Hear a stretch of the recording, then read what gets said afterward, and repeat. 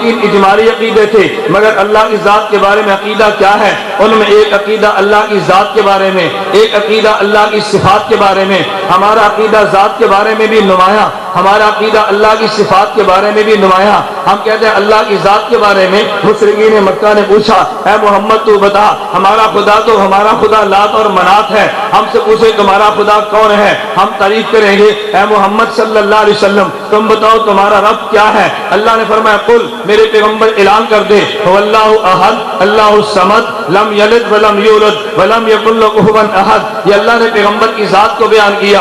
رب نے اس عقیدہ توحید کو بیان کرتے ہوئے اللہ نے یہ نہیں فرمایا قل هو اللہ واحد، اے میرے پیغمبر کہہ دے اللہ اکیلا ہے، اگرچہ اللہ واحد بھی ہے، لیکن فرمایا اللہ احد، تو کہہ دے اللہ ایک ہے۔ ایک ہوتا ہے اکیلا ہونا، ایک ہوتا ہے ایک ہونا، اکیلے اور ایک میں فرق ہے میرے دوستو۔ آج سے عدد شروع ہوتا ہے، میرے اللہ نے فرمایا گنتی کرو گے تو بھی اللہ ایک ہوگا، اگر تم گنتی کا آغاز کرو گے تو اللہ ایک بھی ہوگا، اللہ اکیلا بھی ہوگا۔ اللہ نے اپنی ذات کو بیان فرمایا اللہ الصمد، اللہ وہ ذات ہے کہ اس کی پوری کائنات محتاج، اللہ کسی کا محتاج نہیں ہے۔ لم یلد ولم یولد، اللہ نے اپنی ذات کو بیان کیا۔ ہم نے کہا رب کی ذات کے بارے میں ہم نے کوئی عقیدے اختیار کیے، اللہ کی صفات کے بارے میں ہم نے عقیدے اختیار کر لیے۔ میرے دوستو میرا عنوان یہ نہیں ہے، میرے رب نے کبھی توفیق عطا فرمائی میں رب کی صفات کے بارے میں تفصیلاً بحث کروں گا، اس لیے کہ دنیا میں آج رب کا نام لینے والے لوگ صفات باری کے نام پہ امت کو گمراہ کرتے ہیں۔ کسی نے کہا تم نہیں جانتے، اللہ نے قرآن میں کہا ید اللہ، اللہ کا ہاتھ ہے،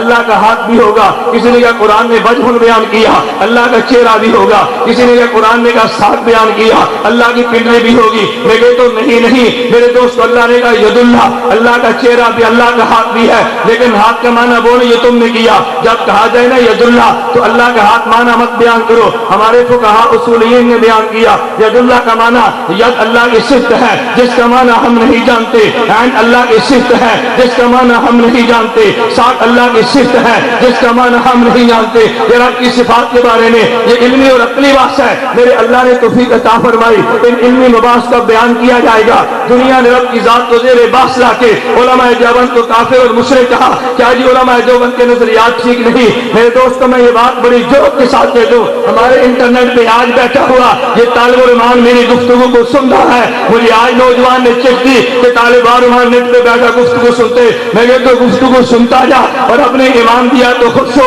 ایمان سلب کیا تو جلتا جا۔ میں صفات کی بنیاد پہ رب کے عقیدوں کو بیان کروں گا۔ طالب علمان تو نے انٹرنیٹ پہ بیٹھ کے میرے بیان کو سنا 5 نومبر 2006 وہ تجھے بھول گیا جب تو نے چیلنج کیا، تیرے چیلنج کو قبول کر کے گرجا کر راولپنڈی ہم گئے اور تو نے کمرے میں بند ہو کے تو نے اعلان کیا آج پولیس بھی آؤ، دروازہ مت کھولو، لیکن لاہور کے غیر مقلدو چیلنج تم کرو۔ طالب علمان کی سیڑھی میں رہتا ہوں، جب مناظرہ طے ہوا اپنے دروازے کو بند کر کے بند کمرے میں بیٹھا تھا۔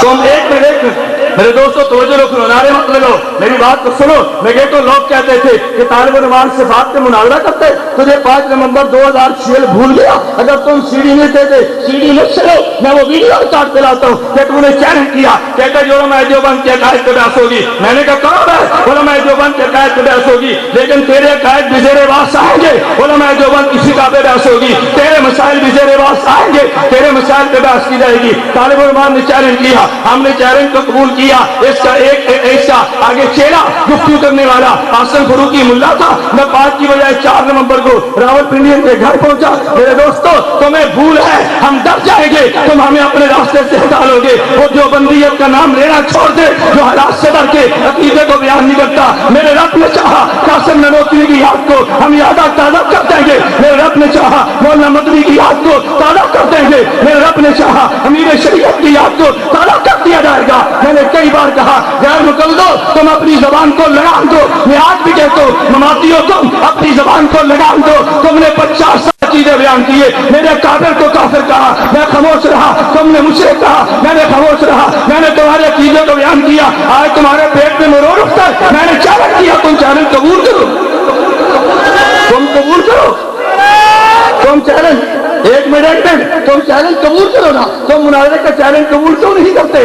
آج مجھے نوجوانوں نے کہا میرے دوستوں میں یوں گرم نہیں ہوتا، رب کعبہ کی قسم، میں رب کی قسم اٹھا کر کہتا ہوں مجھے مماتیوں نے ماں اور بہن کی گالیاں دی ہیں، علماء دیوبند کی موجودگی میں دی ہیں، وہ گالیاں ریکارڈ پر موجود ہیں، مگر میں تمہیں ماں کی گالی نہیں دیتا، میں جرم سمجھتا ہوں گالی دیتا، میں بہن کی گالی نہیں دیتا، میں جرم سمجھتا ہوں تیرے کعبے کی پگڑی نہیں اچھالتا، میں جرم سمجھتا ہوں لیکن اپنے کعبے کا دفاع کرنا بھی ایمان سمجھتا ہوں۔ یہ کیا ہوا؟